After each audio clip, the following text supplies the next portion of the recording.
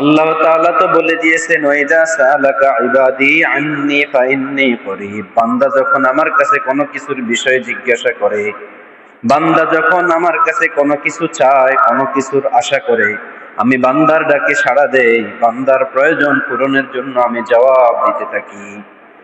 আমাদের উচিত হলো দোয়া করা। আজকে দোয়া থেকে আমরা অনেক দূরে সরে গিয়েছি।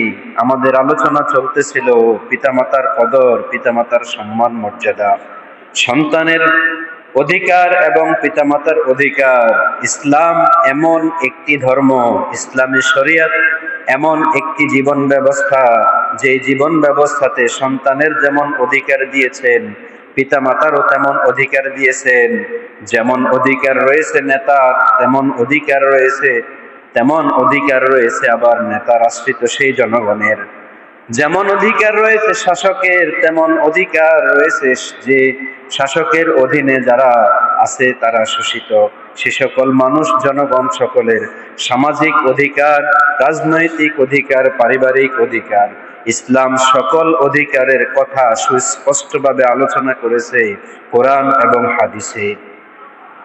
বর্তমান সময়ে যত রকম মুসিবত এবং পেরেশানি হয়, যুবকদের তাড়াতাড়ি মৃত্যু হয়ে যায়, মুসিবত পেরেশানিতে লিপ্ত হয়ে যায়। এর একমাত্র কারণ হলো বদদুয়ার কারণে হয়, বেয়াদবির কারণে হয়, যে বেয়াদবি মুরব্বীদের সাথে করা হয়। রাসূলুল্লাহ সাল্লাল্লাহু আলাইহি ওয়াসাল্লাম বলেছেন, মাল্লাম ইয়ারহাম সগীরানা ওয়া লাম ইয়াকদির কাবীরানা ফালাইসা মিন্না। নবীজি বলছেন, যে ব্যক্তি বড়দেরকে সম্মান করে না, ছোটদেরকে আদর স্নেহ করে না, সে আমার উম্মত নয়, সে আমার দলভুক্ত নয়।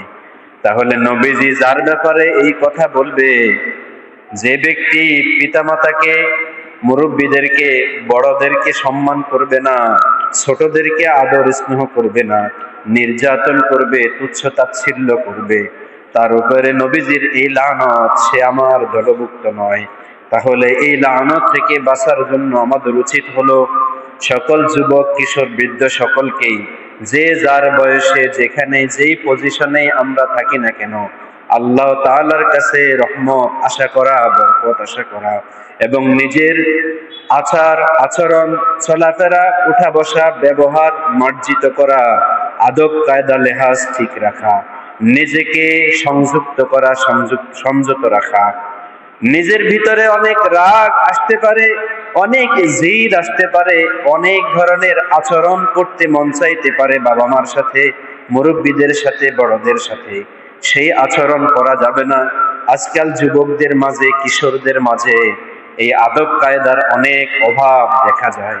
বড়দেরকে সম্মান করা, বাবা মাকে সম্মান করা, দাড়ি ফাঁকা মুরব্বীদেরকে সম্মান করা, বড় বড় মুরব্বী মহিলাদেরকে সম্মান করা, এই সম্মান তো নবীজি সাল্লাল্লাহু আলাইহি সাল্লাম আদেশ করে দিয়েছেন।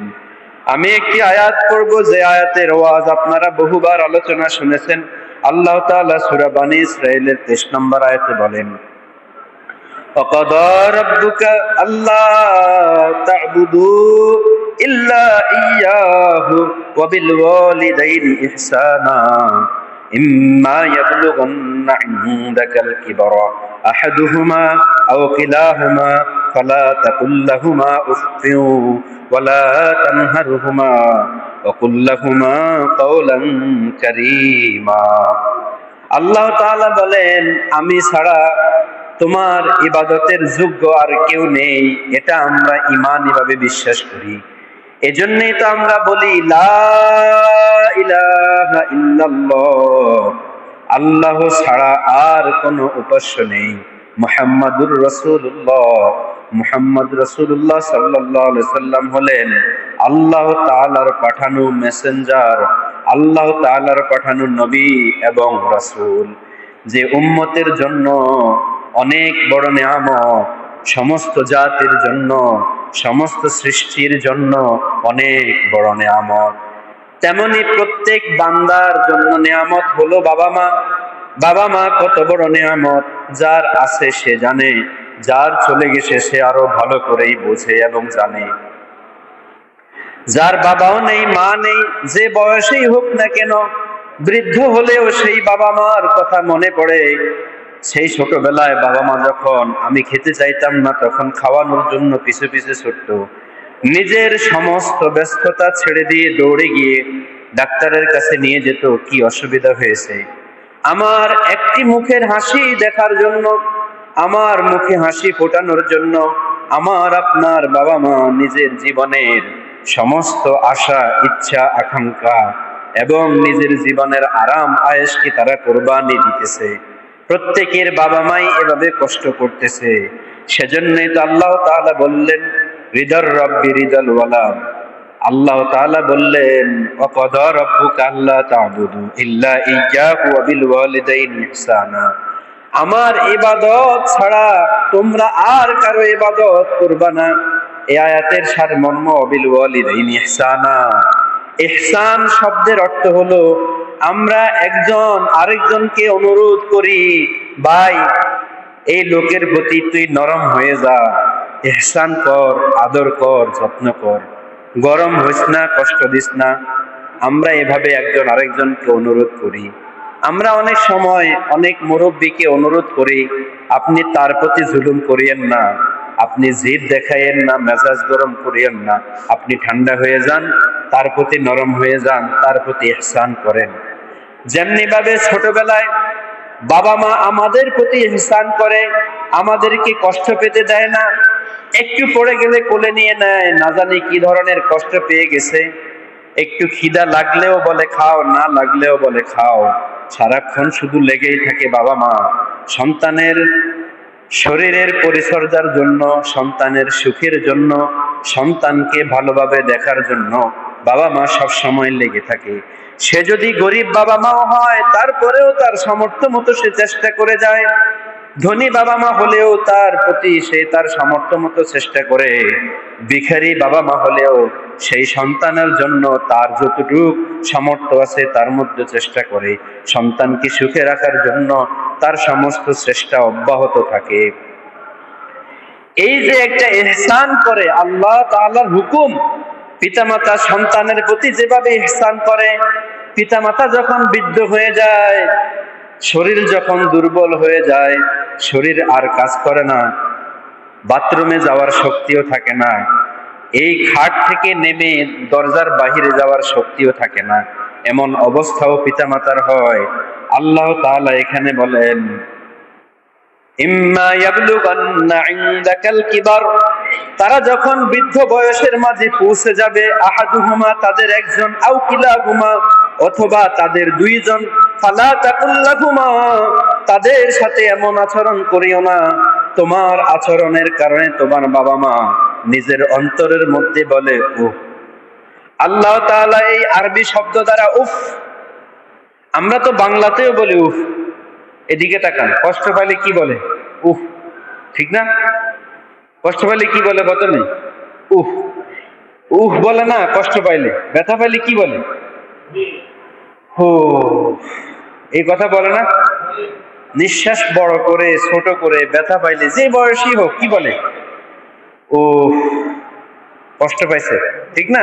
কি বলে? এই যে কষ্টটা, পৃথিবীতে 7,000 8,000 ভাষা, সবাই কিন্তু যখনই কষ্ট পায় উফটা বলে ও। ইংরেজিতেও এটা ও এস, ওহ মানে ব্যথা, কষ্ট। দেখেন আরবিতে এটা হামজা পেশ ওয়াও তাসদিদ উফ। আল্লাহ তাআলা আমাদেরকে বুঝাইলেন এই উফ শব্দটা শুধু কেবল যদি এটার ব্যাপারে আলোচনা করতে থাকেন, আজকের জুমা শেষ হয়ে যাবে, আলোচনা শেষ হবে না।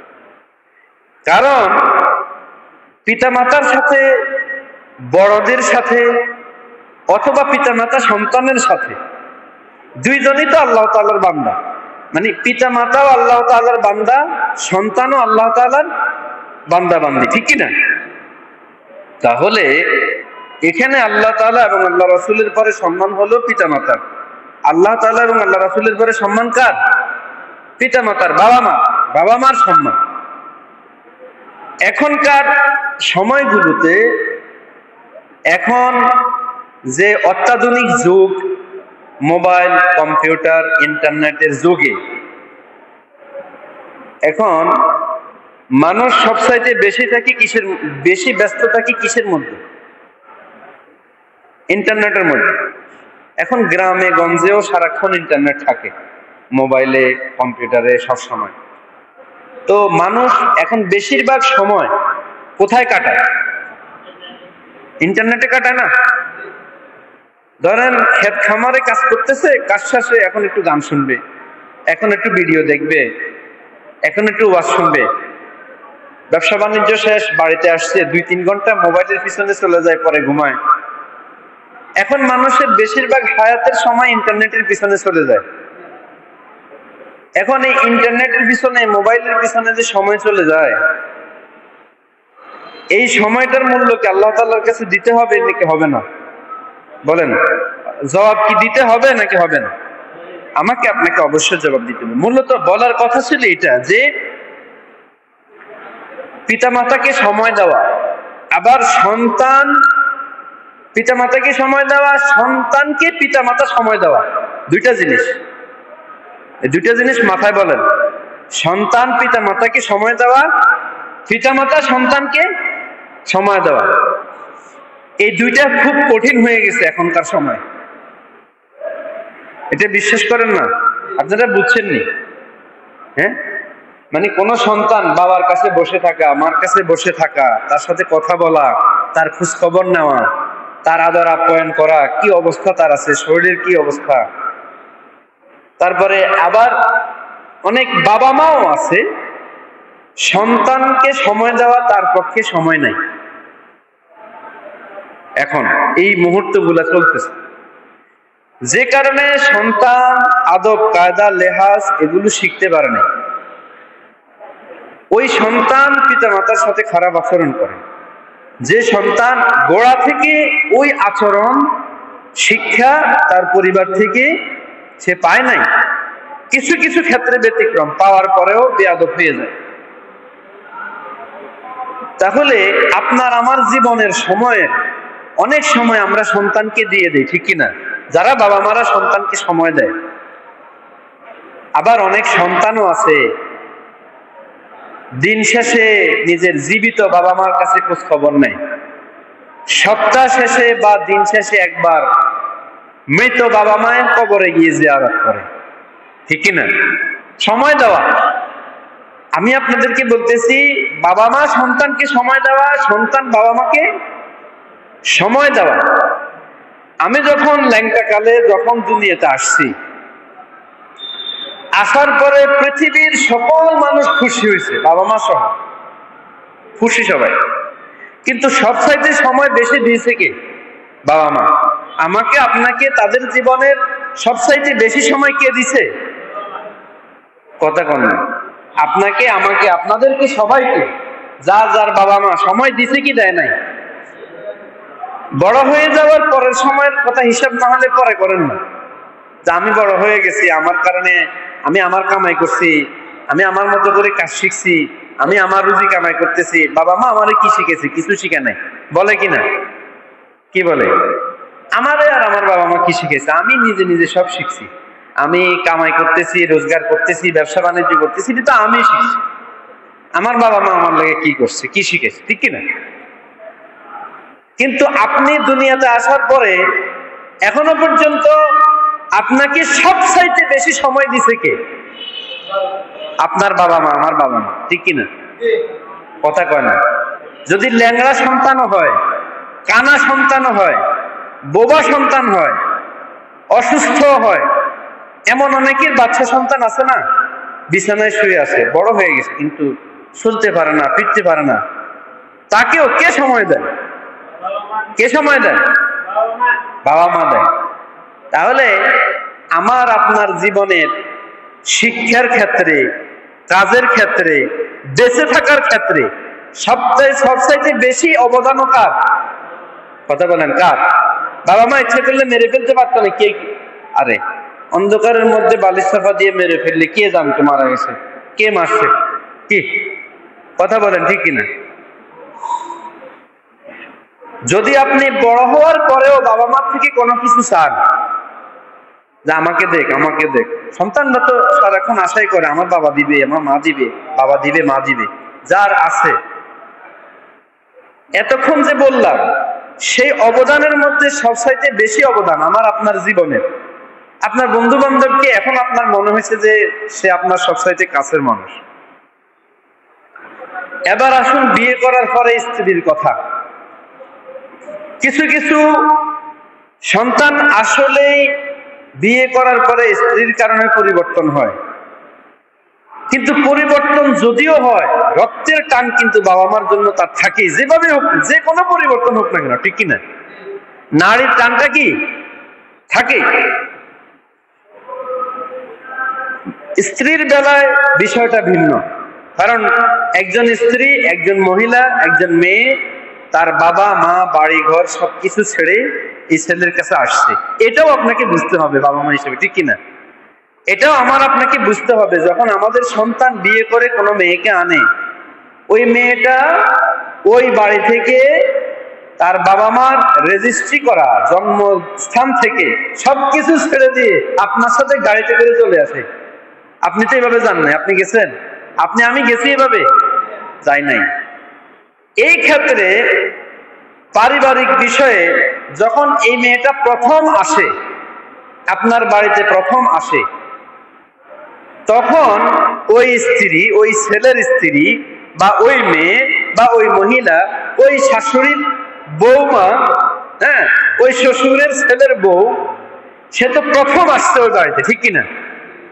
আমাদের পারিবারিক কোন্দল, মানে যে একজনের প্রতি আরেকজনের প্রতিহিংসা, সাংসারিক ঝামেলা, শ্বশুর শাশুড়ির সাথে বউয়ের, বাবা মার সাথে সন্তানের যে একটা ঝামেলা, এটা প্রত্যেক ঘরে আছে।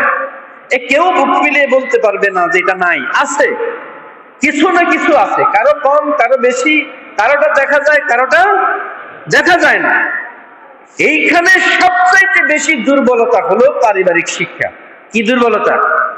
আপনি বলিয়েন না যে স্কুল মাদ্রাসায় গিয়ে শিক্ষা না, এই শিক্ষা পারিবারিক ভাবে হয়, মানে জেনারেশন থেকে আসতেছে।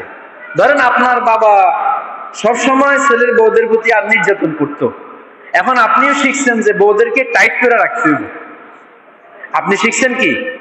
বউদেরকে টাইট করে রাখতে হবে। এখন আপনার মা আপনার দাদি থেকে কষ্ট পাইছে সবসময়, এখন আপনার দাদি থেকে কষ্ট পাওয়ার কারণে আপনার মা চিন্তা করছে, আমারও যেরকম ভাবে আমার শাশুড়ি লালন পালন করছে, আমিও আমার ছেলের বউদেরকে এভাবেই কি করতে হবে, কষ্ট দিতে হবে। কথা বুঝেন? এটাই হচ্ছে এই যে কষ্ট। এই যে মেয়েটা প্রথম আসলো, যে পয়েন্টটা আপনাদেরকে ধরায় দেওয়ার চেষ্টা করতেছি, সেটা হলো আপনি পুরুষ হিসেবে, আপনি দাদা হিসেবে, বাবা হিসেবে, শ্বশুর হিসেবে আপনার দায়িত্ব হলো তাকে, আপনার স্ত্রীকেও বুঝায় দেওয়া, আপনার ছেলের বউকেও বুঝায় দেওয়া, পারিবারিক যে একটা সম্পর্ক আছে এই সম্পর্কটা বজায় রাখা ওই দিন থেকে শুরু করা। দেখবেন যে বউ যেই দিন থেকে প্রথম দিন যদি সম্মান আদর কদর পায়, মর্যাদা পায়, সেই বউ খারাপ হইলেও পরে ভালো হয়। এই প্রথম দিনের ভুলের কারণে পরবর্তী সকল মাসুল এই পরিবারকে দিতে হয়। এরকম ঘটনা হচ্ছে। কত ভাই বন্ধুগণ ফোন করে বলে আদব কায়দা লেহাজের কারণে বাবা মার সাথে কি করতে পারে না, বেয়াদবি করতে পারে না, কিন্তু বলে ভাই আমার বাবা মা, আমি টাকা দেই, পয়সা দেই, সবকিছু দেই, তারপরেও আমার বাবা মা এমন এমন আচরণ করে, বাড়িতে গেলে মুখ কালো করে রাখে, আমার সাথে ভালোভাবে কথা বলে না, আমার সাথে খায় না। এই যে একটা কষ্ট, এটা হয় কি না? কথা বলেন, আপনারা বুঝছেন? স্বাভাবিকভাবে যে ঘটনাগুলো আমাদের জীবনে ঘটে যাচ্ছে পারিবারিক ভাবে, এটারও প্রধান কারণ হলো পারিবারিক শিক্ষা। পারিবারিক ভাবে জেনারেশন বাই জেনারেশন শিখতেছে ছেলের বউদেরকে টাইট করে রাখতে হবে। কি বলে? ছেলের বউদেরকে কি করে রাখতে হবে? টাইট করে রাখতে হবে। কি টাইট করবে না? কি কথা বলেন, ঠিক কিনা? অনেক শাশুড়িরাও চিন্তা করে ছেলের বউরে কি করে রাখতে হবে, একটু টাইট করে রাখতে হবে, নাইলে কিন্তু আবার বেশি সাহস পায় না। কিন্তু এটা চিন্তা না করে, কেন এটা চিন্তা করেন না যে ছেলে বউকে দিন শিক্ষা দিতে হবে, ইসলাম শিক্ষা দিতে হবে, নামাজি বানাইতে হবে, আদব কায়দা শিক্ষা দিতে হবে, হাদিসে কিভাবে আছে, কোরআনে কিভাবে আছে, এগুলোর আলোচনা করতে হবে। শাশুড়ি, বউ, জামাই, সন্তান, বাবা মা সবাই মিলে বসে তালিমের ব্যবস্থা করতে হবে ঘরের মধ্যে, যে আমরা একসাথে বসে খাবো, খাবারের আগে দোয়া পড়বো, খাবারের আগে আমরা যদি কেউ বেনামাজি থাকি নামাজি হয়ে যাব।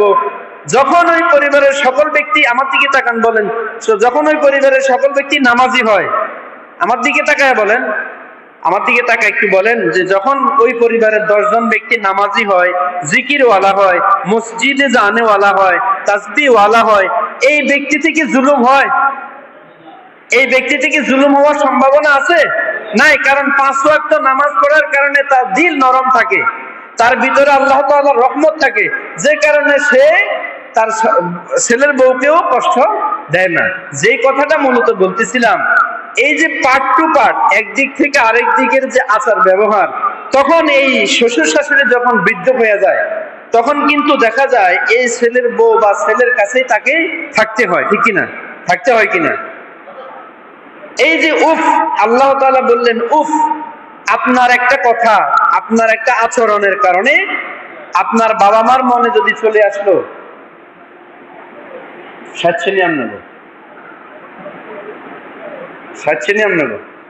এবার আমার দিকে তাকান।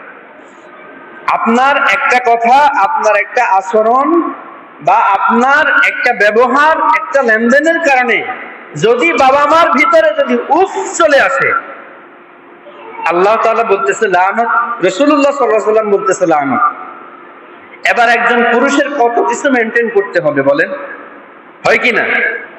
সেজন্য প্রবাসী হোক, দেশে হোক, বিদেশে হোক, যেখানেই হোক, একজন পুরুষকে উচিত হলো, আল্লাহ তাআলা আরেক আয়াতে বলছেন, যখন তোমার কাছে কোনো সংবাদ আসবে সেটা শোনার সাথে সাথে রিয়েক্ট করা যাবে না, জেনে শুনে করতে হবে। আমি একটু টুকিটাকি করে করে আপনাদেরকে আওয়াজ দিয়ে যাচ্ছি, যেন কোনো পরিবার সুন্দরভাবে যেন চলে, সুন্দরভাবে যেন থাকে, বাবা মার থেকেও যেন সন্তান নির্যাতিত না হয়, আবার সন্তান থেকেও যেন বাবা মা নির্যাতন বা জুলুমের শিকার না হয়। এটাই হলো ইসলাম। ইসলাম ছেলের বউয়ের অধিকার যেটা ছেলের থেকে পাওয়া, এটা তো অধিকার রাখছে কিনা? আবার ওই ছেলের প্রতি তার বাবা মার যতটুকু অধিকার আছে, এটাও ইসলাম পরিষ্কার করে দিছে কিনা? ছেলের বউ আর ছেলের মা, এই দুটাকে একসাথে করেন কেন? এই মেয়ে তো তার অধিকার কারণে সে আসছে, আবার মা জন্ম দেওয়ার কারণে ওই সন্তান থেকে তার অধিকার পাবে, ঠিক কিনা? তাহলে প্রত্যেকের সম্মান, মর্যাদা, অধিকার আলাদা কিনা? আপনারা কি বুঝতেছেন না? ছেলের বউ এবং শাশুড়ি মানে ছেলের মা, এই দুইজনের অধিকার, সম্মান, মর্যাদা আলাদা কিনা? একসাথে? আলাদা আলাদা না একসাথে? আলাদা আলাদা, যার যার অধিকার সম্মান তার মতো। আপনার এই জন্যই মেনটেন করতে হবে যেন আল্লাহ তাআলার এই কথা, যে উফিল লাকুমা, তারা যদি বৃদ্ধ হয়ে যায়, সেই বাবা মার প্রতি এমন ভাবে কোনো আচরণ করিও না যে আচরণের কারণে তাদের অন্তরের মধ্যে উফ আসে। আপনিও যখন আপনার সন্তান আপনাকে আপনার বাবা মা ধরে গালি দেয়, আপনার ছেলে, আপনার মেয়ে আপনার বাবা মা ধরে গালি দিছে, মানে তার দাদা দাদিকে ধরে আপনাকে গালি দিয়েছে, আপনি তো জবাব দিতে পারবেন না, কারণ আপনি জানেন দুপুরবেলা আবার আপনার ছেলের ঘরেই খাইতে হবে, কথা কোন ঠিক কিনা? সেই কারণে আপনি জবাব দেন না, কিন্তু আপনার অন্তরের মধ্যে কি আসে? ও কি আসে? কথা কোন কি আসে? ও এই ছেলেরে কত খাওয়াইলাম, হ্যাঁ, এই ছেলে হাসপাতালে কত রাত কাটাইলাম এই ছেলের জন্য, এই মেয়ের জন্য, এভাবে কথা বলতেছে। আজকে আমি সবল নাই, আমার শরীরে শক্তি নাই, আমি আজকে স্ত্রী হারা, আমার বাবা মা হারা, সম্পদও লিখে দিয়েছি সন্তানদের নামে, এখন আমি তো এতিম তো সব দিক দিয়া, যাও আমার সন্তান আমার প্রিয় থাকবে, সেই সন্তান আমার বাবা মা ধরে আমাকে গালি দেয়। এখন সন্তানরা বলবে, যুবকরা বলবে কি জানেন, যে হুজুর শুধু কেবল আপনি বলতেছেন আমরা বাবা মার দাদা দাদিকে নিয়ে গালি দিচ্ছি, বাবা মার বাবা মাকে নিয়ে গালি দিচ্ছি, তা আমার বাবা তো আমার মায়ের বাবা মা নিয়ে গালি দেয়, আমাকে নিয়েও আমার নিজে বাপ মা হওয়ার পরেও নিজে গালি দেয়। আছে কিনা? কথা বলেন, আছে কিনা? এই অভ্যাস আছে না নাই? এখন এই গালি দিল, এর বাবা মারে গালি দিল, কি হলো? এখন উফ তো আসবে না, এই বাবা মার উফ আসে না, এই বাবা মার ভিতরে উফ আসে না, এই উফ কি আসে না? এই জন্য এগুলো আলোচনা করা দরকার আছে পারিবারিক ভাবে। সন্তান যখন বুঝবে যে আমার বউয়ের কারণে আমার মা রাগ হয়ে গেছে, আমার বউকে একটা আদরের জিনিস, পছন্দের জিনিস এনে দেওয়ার কারণে আমার মা রাগ হয়ে গেছে, আমি শ্বশুর বাড়িতে একটা জিনিস কেনার পরে আমার বাবা আমার উপরে রাগ হয়ে গেছে, আমার স্ত্রীর জন্য আমি খরচ করার কারণে আমার মা রাগ হয়ে গেছে, এই ক্ষেত্রে কি করা উচিত? আপনারা বলেন। যখন দেখবেন এরকম বাবা মা রাগ করে ফেলছে, তখন কি করবেন? বাবা মার সহ্য গোষ্ঠী উঠাইবেন? বাবা রাগ করে দুপুরের খানা খাইতেছে না, রাত্রের খানা খাইতেছে না, আপনি কি করবেন তখন? বাবা মার সহ্য গোষ্ঠী উঠাইয়া একদম পানির ভাত করে দিবেন না। আপনি আমি সন্তান হিসেবে দায়িত্ব হলো বাবার কাছে সারেন্ডার হয়ে যাওয়া, মার কাছে সারেন্ডার হয়ে যাওয়া, স্ত্রী সহ ডেকে একসাথে বসে তারপরে কথা বলা, আমি এই কাজটা করছি, আমার স্ত্রীকে আমি স্বর্ণের চেন কিনে দিয়েছি, আমার স্ত্রীকে আমি জামা কিনে দিয়েছি, আমার শ্বশুর বাড়িতে আমি এই খরচটা করেছি। আপনি যদি মনে করেন এটা রাগ হবে, বাবা কেন বলেন? আপনার যদি লাগে আমাকে বলেন না, আপনার জন্য দিব। কেন রাগ করেন বলেন? এই আচরণ করা যায় কি যায় না? কয়জন সন্তানে করে? কয়জন সন্তানে করে? করে না বিধায় তো এই উফটা কষ্টের মধ্যে জমা হয়ে থাকে। ধরেন বাবা বুঝতেই পারলো না, এটা আপনি করছেন, আপনার দায়িত্ব ছিল, কিন্তু এই কষ্টটা থাকার কারণে প্রত্যেকটা বদদোয়ায় আপনার জীবন, যৌবন, সংসার সব অশান্তিতে ভরপুর হয়ে যাচ্ছে। কেন? আলোচনার কথা কি মানা আছে? ধরুন বাবা একদিন আলোচনায় বসলো না, দ্বিতীয় দিন আবার বসলেন, বাবা যাকে দিয়ে শুনে তাকে দিয়ে শুনালেন, 5 জন নিয়ে বসলেন, কি হয়েছে আমার বাবা মায়ের? আমার মা কেন আমার সাথে রাগ করবে? আমি তো এরকম হলে যে জায়গায় গেছি, যখন এই ধরনের কিছু হয়েছে কোন সংসার, আমি বলছি তাহলে আপনি তো জন্ম দিছেন। এক সাহাবীর ঘটনা বলেই বয়ান শেষ করে দিচ্ছি। এক সাহাবী মওতের সময় কালেমা নসিব হচ্ছে না, কালেমা মুখে আসতেছে না। সাহাবীর যারা ছিলেন সকলেই খুব বিচলিত। নবীজির কাছে গেলেন, নবীজি সাল্লাল্লাহু আলাইহি ওয়াসাল্লাম বললেন, তার মা কি জীবিত আছে? তখন সাহাবীরা বলল, হ্যাঁ তার মা জীবিত আছে। সরাসরি নবীজি তার মায়ের কাছে চলে গেলেন, বলল, আপনার ছেলে মৃত্যু শয্যায় আছে, এখন যদি আপনার ছেলেকে আমি আগুনে পুড়িয়ে দেই আপনি কি খুশি হবেন? তখন মা বলল, না না না। যদিও মা ওই সন্তানের প্রতি নারাজ, তারপরে মা বলতেছে, না না, কিভাবে? আমার ছেলে এখন মৃত্যুবরণ করবে, এখন তাকে কেন আগুনে পুড়বেন? তাহলে আপনি তাকে মাফ করে দেন। নবীজির আদেশ ছিল, এবং এই কথা বলার পরে ওই মা ওই সাহাবীকে মাফ করে দিলেন। পরে সাহাবী সে কালেমা নসিব হয়ে মৃত্যুবরণ করলো। সুবহানাল্লাহ। তাহলে আপনার আমার যাদের বাবা মা জীবিত আছে তাদের প্রতি আপনার আমার দায়িত্ব হলো, যদি কখনো কোনো রাগ করে ফেলে, বাবা একদম রাগ করছে আজকে 1 মাস 2 বছর, এরকম আছে না? অনেক বাবার সাথে অনেক সন্তানের 1 বছর ধরে কোনো কথাবার্তা নাই, এক ছাদের নিচে এক ঘরে থাকে, বাবা ঘরে ঢুকে সন্তান বের হয়ে যায়, সন্তান ঘরে ঢুকে বাবা বের হয়ে যায়, আছে না নাই? এই গ্রামে কম না বেশি? কি কর আছে? অনেক আছে নাকি? কি হয়? সন্তান বাবা মার কাছে ছোট হইলে কি হবে ভাই? তোমার সম্মান বাড়বে। আল্লাহর কসম করে বললাম, বাবা কেন তোমার কাছে ছোট হবে? মা কেন তোমার কাছে মাফ চাইবে? যদিও মা তোমাকে নির্যাতন করছে, মা তোমার সাথে বুঝতে পারে নাই, মায়ের বিবেক আর বুঝ অনুযায়ী মা তোমার সাথে খারাপ ব্যবহার করছে তো কি হয়েছে? মায়ের জাত, গোষ্ঠী, জ্ঞাতি সবকিছুকে তুমি তুলে ধরে গালিগালাজ করে তুমি তো তোমার জীবনকে বরবাদ করতেছো, মায়ের জীবন নয়। মা যদি তোমার প্রতি জুলুম করে, বাবা যদি তোমার প্রতি জুলুম করে, বেশি প্রকারের জুলুম হয়ে যায়, সেই জুলুম যদি তুমি বোঝো, তোমার উচিত হলো ওই বাবা মার সাথে বসে আলোচনা করে বাবা মার মৃত্যুর আগে এটা সমাধান করে নাও। এটা আমার আপনার প্রতি, সন্তানের প্রতি দায়িত্ব। এটা যদি বাবা মাকে বলো, আমার স্ত্রীর কারণে যদি আপনি নারাজ হন, আমার স্ত্রীর আচরণ আর আমার আচরণে যদি নারাজ হন, তাহলে আপনি এখনই বলেন আমার স্ত্রীকে আমি এখনই দিয়ে দিব। বলো বাবা মাকে, দেখি বাবা মা কি বলে। আপনি বলেন আমি এখনই তাকে হত্যা করে ফেলবো, দেখেন তো বাবা মা কি বলে। তাহলে আপনি কেন রাগ, কেন অভিমান, কি চাই আপনার? আমার যতটুকু সামর্থ্য আমার আছে 5,000 টাকা দেওয়ার আপনাকে, আমি 5,000 টাকা দিব আপনাকে। আমি তো দেখতেছেন আমি কি করতেছি। আর আপনি যেমন আমার মাকে ভালোবাসছেন, আমিও তো আমার স্ত্রীকে এভাবেই ভালোবাসতে হবে, এটা তো আমার দায়িত্ব।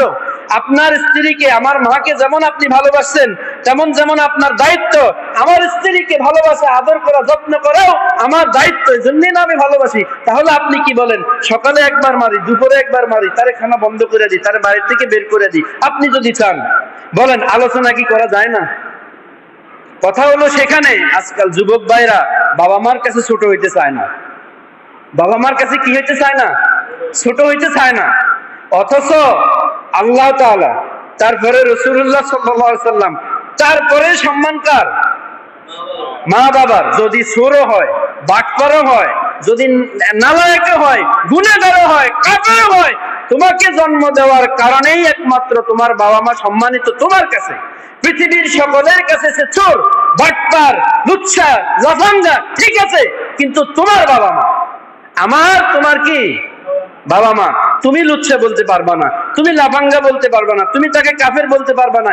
এই অধিকার তোমাকে আল্লাহ তাআলা, কোন হাদিসে এরকম নাই। অথচ সাহাবীরা বলছেন আমার মা কাফের, আমি কি খারাপ ব্যবহার করব? না, তোমার ভালো আচরণের সবচাইতে প্রথম অধিকার, হক হলো তোমার বাবা মা। তোমার বন্ধু নয়, তোমার শাশুড়ি নয়, সবাই নয়, একমাত্র তোমার বাবা মা। এই কথাই তো প্রশ্ন করলাম আপনাদেরকে। বলেন, এখন একবার বলেন তো, আমার আপনার জীবনে যতটুকু হায়াত পাইছেন, সবচাইতে বেশি সময় আপনাকে কে দিছে? আপনাকে আমাকে সবচাইতে বেশি সময় কে দিছে? ধরেন বন্ধু কতদিন থাকবে? স্ত্রীও তো আপনি মারা যাওয়ার পরে বলে তাড়াতাড়ি লাশ বাইর করেন, তাড়াতাড়ি ওই মাটিতে রাখেন। মা বলে আমার ছেলেকে এখনই কেন বাইর করো, খাটের মধ্যে শোয়া রাখো, আমার ছেলে এখনো মরে নাই। মা কি বলে, আমার ছেলে এখনো মরে নাই, আমি বিশ্বাস করি না আমার ছেলে মরছে। এই হলো মা। আর সেই মা একটু রাগ করে তোমার বউকে বকা দিছে, তোমাকে বকা দিছে, তোমাকে গালি দিছে, তোমার বাবা তোমাকে গালি দিছে, তোমার বউকে গালি দিছে, তোমার শ্বশুর শাশুড়িকে গালি দিছে, তোমার হৃদয়ে লেগেছে বিদায় এসে বাবা মায়ের গায়ে হাত তুলতেছো, বাবা মায়ের সদ্য গোষ্ঠী তুলতেছো। তুমি যখন কাপড় চোপড় ছাড়া দুনিয়াতে আসছিলা, তখন কোথায় ছিল দুনিয়ার মানুষগুলো তোমার জন্য? তুমি যখন হাসপাতালে ভর্তি ছিলা, দুনিয়ার সবাই রং তামাশায় ব্যস্ত ছিল। ঈদের রাত্রে, ঈদের দিন, খুশির দিন, বিয়ের অনুষ্ঠান, সবকিছু বাদ দিয়ে তোমার জন্য তোমার বাবা মা হাসপাতালে বসেছিল, ঠিক কিনা? আমার আপনার বাবা মা জীবনে সবচাইতে বেশি সময় দিছে নাকি কম সময় দিছে? আমার আপনার বাবা মার অবদান আমার আপনার জীবনে বেশি না কম? এই দুনিয়াতে যত কোটি মানুষ আছে, সবচাইতে বেশি আমার আপনার জীবনে অবদান আপনার আমার বাবা মা। এজন্য বাবা মার সাথে যদি একটু কথা হইয়াও যায়, বাবার সাথে একটু ঝগড়া হয়ে গেছে, একটু লেনদেনে খারাপ হয়ে গেছে, বাবা মনে করতেছে আপনি অনেক টাকা কামান, এমনই তো হইতেছে। আপনি তো আসলে কামাইতেছেন 10,000, বাবা মনে করতেছে ছেলে তো 40-50,000 টাকা কামায়, আমাকে দেয় মাত্র 2,000 টাকা। ছেলে কত বড় নালায়েক, আমি পারলাম, আমি বড় করলাম, আর চুপে চুপে দৌড়ে 3 পিস কিনে দেয়। কথা কন ঠিক কিনা? না হলে বাবা বলছে বলুক তো, কি হয়েছে? বাবার সাথে বসেন, বাবা আমি শুনলাম আমার বউকে জামা কাপড় কিনে দেওয়ার কারণে আপনার অন্তরে নাকি কষ্ট হয়েছে। আচ্ছা বলেন আপনার কি লাগবে, লুঙ্গি, জামা, পায়জামা কি লাগবে আপনি বলেন। আমার বউ তো আমার দায়িত্বে আছে, সে কার কাছে যাবে? আমার বউ তো আপনার কাছে চাইবে না। আমার বউয়ের একটা কিছু খাবার মনে পড়ছে, সেটা আমার কাছেই বলবে, আপনার কাছে কেন বলবে? আপনি কি মারে কোনোদিন কি এরকম চুপে চাপে কিনে দেন নাই? এরকম ঘটনা কি ঘটে নাই? মারে কি আদর যত্ন করেন নাই? তেমনি তো আমি আমার বউকে আদর যত্ন করতে হয়। বলেন এই আলোচনা কি করা যায় না? না হয় বাবা একটা থাপ্পড় দিল, না হয় বাবা একটা গালি দিল, না হয় বাবা আপনার সহ্য গোষ্ঠী মানে বাবারে সহ, বাবা আপনার সহ্য গোষ্ঠী তুলে গালি দিল মানে বাবা সহ, সহ্য গোষ্ঠীর মধ্যে তো বাবাও আছে, হয় কিনা? এই যে হুঁশ নাই, জ্ঞান নাই, বাবা যে সন্তানকে যে জারিগা ফোলা, কোন বাবা যখন সন্তানকে বলে জারিগা ফোলা, তাহলে বাবা কি হলো? কোন সন্তান, কোন মা, কোন বাবা যদি সন্তানকে বলে কুত্তার বাচ্চা, এবার মা বাবা কি হলো? কোন মা কোন বাবা বলে তোর জাত গোষ্ঠী ভালো না, আপনি কই, আপনি কি তাহলে? কতক্ষণ ঠিক কিনা? এই জন্যে বাবা মার সাথে নরম হয়ে যেতে হবে। যাদের বাবা মা নাই, এই যে এখানে অনেকের এই এলাকাতে বেশিরভাগই অনেকের বাবাই নাই, এখানে এই এলাকাতে বেশিরভাগ হলো বাবা নাই, ঠিক কিনা? মুরব্বীরা অনেকেই নাই, বাবারা নাই। মা যতটুকু কষ্ট করছে বাবাও আপনার জন্য ওই রকম বাবার পরিমাণ কষ্ট করছে, মা মায়ের পরিমাণ কষ্ট করছে। ফেলে দেয় নাই আপনাকে আমাকে, কষ্ট দেয় নাই আমাকে আপনাকে। যতক্ষণ শরীরে শক্তি থাকে ততক্ষণ আপনাকে কোলে রাখছে। কোমর ভাঙ্গার পরেও মা কোলে রাখে, কোমর ভেঙে যাইতেছে তারপরেও কোলে রাখে। কতক্ষণ ঠিক কিনা? এজন্যে বাবা মা যদি কোনো খারাপ আচরণ করে কোনো যুবক ভাইয়ের প্রতি, কিশোর ভাইয়ের প্রতি, বাবা মার খারাপ আচরণ এই কানে ঢুকায় ওই কানে বাইর করে দিয়া যাই আবার আসসালামু আলাইকুম বলে দাও, দেখবা বাবা মা ঠান্ডা হয়ে যাবে। এটাই আল্লাহ তাআলা বলছে ওয়াখফিদ লাহুমা জানাহাদ যুল্লি মিনার রাহমা। আল্লাহ তাআলা বলতেছে পাখির কয়টা ডানা থাকে? পাখির কয়টা ডানা থাকে? দুইটা ডানা থাকে। আল্লাহ তাআলা বললেন তোমার রহমতের দুইটা ডানা বাবা মার জন্য বিছিয়ে দাও। ওয়াখফিদ লাহুমা জানাহাদ যুল্লি মিনার রাহমা ওয়া কুর রাব্বিরহামহুমা কামা রাব্বায়ানি সগীরা। এজন্য ভাই ও বন্ধুগণ, বাবা মার সম্মান আল্লাহ তাআলা রাসূলুল্লাহ সাল্লাল্লাহু আলাইহি ওয়াসাল্লামের পরে বাবা মার সম্মানকে আমরা বজায় রাখবো। যাদের বাবা মা দুনিয়া থেকে চলে গেছে, যদি জীবিত থাকাকালীন কিছু না করতেও পারি, দান সদকা করে হলেও আল্লাহ তাআলার কাছে ক্ষমা চেয়ে নিব। আল্লাহ আমার বাবা মার জন্য আমি কিছুই করতে পারি নাই। আল্লাহ তাআলা আমাদের সকলের বাবা মাকে জান্নাতি হিসেবে কবুল করুন, সবাই বলেন আমিন। আল্লাহ তাআলা আমাদের সকলের বাবা মাকে, যারা জীবিত আছে তাদেরকে নেক হায়াত দারাজ করুন, সকলে বলেন আমিন। যারা জীবিত আছে তাদেরকে যেন আমরা খুশি করতে পারি, এটা আল্লাহ তাআলার কাছে চাইবেন যে আল্লাহ আমার বাবা মা আমার প্রতি রাগ করছে, তাদের দিলদারে নরম করে দেন। আল্লাহ যেন আমাদের বাবা মাকে খুশি করতে পারি, সেই তৌফিক দিন, সবাই বলেন আমিন। যাদের বাবা মা চলে গেছে তাদেরকে জান্নাতি হিসেবে কবুল করুন। ওয়া আখির দাওয়ানা আলহামদুলিল্লাহি রাব্বিল আলামিন। আসসালাতু ওয়াসসালামু আলা নাবিয়্যিহি ওয়া আসহাবিহি আজমাইন। তারা সুন্নাত পড়েন। Thank